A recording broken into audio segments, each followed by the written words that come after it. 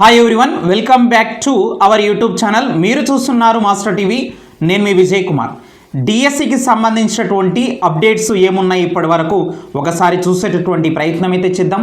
DSC అభ్యర్థులందరూ కూడా మరి 1:3 జాబితాలో ఉన్నటువంటి వాళ్ళందరూ కూడా 1:1 జాబితా కోసం ఎదురు చూస్తూ ఉన్నారు. సో మరి డిఈఓ వెబ్సైట్లలో పెట్టినట్లయితే ఖచ్చితంగా చూసుకునేటటువంటి వీలుంటుంది. అయితే ప్రస్తుతము మనకు 1:1 జాబితాలో సెలెక్ట్ అయినటువంటి వాళ్ళకి ఫోన్ కాల్స్ వస్తున్నాయి డిఈఓ ఆఫీస్ నుంచి. చాలా జిల్లాలకు సంబంధించినటువంటి అభ్యర్థులకు ఇప్పటికే కాల్స్ చేయడం జరిగింది. ఇటు స్కూల్ అసిస్టెంట్ వాళ్ళకి కాల్స్ వస్తున్నాయి, ఎస్జిటి వాళ్ళకు కూడా కాల్స్ వస్తున్నాయి, గమనించగలరు. సాయంత్రంలోగా మనకు ఖచ్చితంగా ఈ 1:1 జాబితా కూడా మరి వెబ్సైట్లో అందుబాటులో ఉండేటటువంటి అవకాశం అయితే ఉన్నది. సో వీడియోని మరి తప్పకుండా ప్రతి ఒక్కరు లైక్ చేయండి. ఈ యొక్క వీడియోని మీ ఫ్రెండ్స్ అందరికీ కూడా వాట్సాప్ గ్రూపులలో షేర్ చేయండి. ఇక అప్డేట్స్ ఏంటంటే ఒకసారి చూసినట్లయితే డిఎస్సిలో 2024లో సెలెక్ట్ అయినటువంటి అభ్యర్థులకు అందరికీ కూడా విద్యాశాఖ మరి జిల్లాల విద్యాశాఖ కార్యాలయాల నుండి మరి కాల్స్ అయితే వస్తున్నాయి. 2024 డిఎస్సిలో ఎంపికైనటువంటి అభ్యర్థులందరికీ కూడా శుభాకాంక్షలు. రేపు ఎల్బీ స్టేడియంలో నియామక ప్రక్రియ అయితే ఉండబోతుంది. ఈ డిఎస్సిలో ఉద్యోగాలు మరి రాలేకపోయినటువంటి అభ్యర్థులకు వచ్చేటటువంటి డిఎస్సి మరి ఫిబ్రవరి ఏప్రిల్ మధ్యలో ఉండేటటువంటి అవకాశాలు ఎక్కువగా ఉన్నాయి. మరి రాబోయే నోటిఫికేషన్లో ఉద్యోగాలు రావాలని కోరుకుంటూ మన మాస్టర్ టీవీ అండి. సో ఇక నెక్స్ట్ చూసినట్లయితే మనకు ఏదైనా సరే జీవితంలో సులభంగా దొరకదండి. జీవితంలో ఏది సులభంగా దొరకదు మిత్రమా. కానీ ప్రయత్నిస్తే ఏది కష్టం కాదు అని చెప్పేసి గుర్తుపెట్టుకో. ఈ మాట ఎప్పటికీ గుర్తుపెట్టుకోను. ఏది కూడా అంత సులభంగా రాదు. ఇప్పుడు విజేతలైనటువంటి వాళ్ళందరూ కూడా డిఎస్సిలో అంత ఈజీగా వాళ్ళకు సక్సెస్ రాలేదండి. కానీ వాళ్ళు ప్రయత్నించారు, గట్టిగా ప్రయత్నించారు.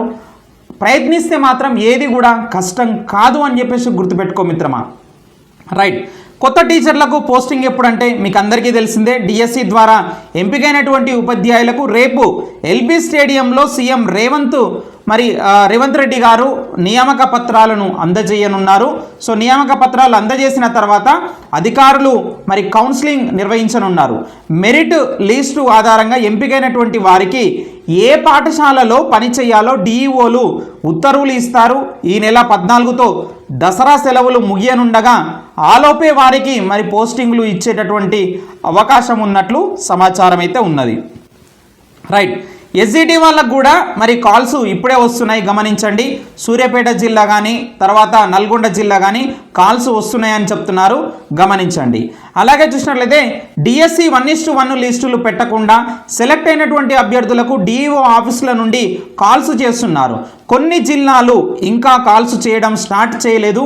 ఇంకొక 30 నిమిషాల్లో సెలెక్ట్ అయినటువంటి మరి అన్ని జిల్లాల వారికి కాల్స్ వస్తాయి, గమనించండి మిత్రులారా.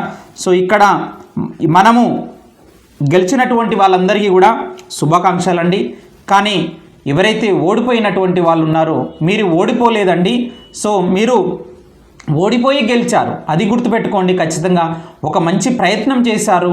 సో అందులో మీరు చేసినటువంటి తెలిసి తెలియక చేసినటువంటి చిన్న చిన్న పొరపాట్ల వల్ల మీకు విజయం అనేది కొంత దూరమైంది. కానీ మరొకసారి ప్రయత్నిస్తే మాత్రం అందరికంటే ముందంజలో నువ్వే ఉంటావని చెప్పేసి గుర్తుపెట్టుకో.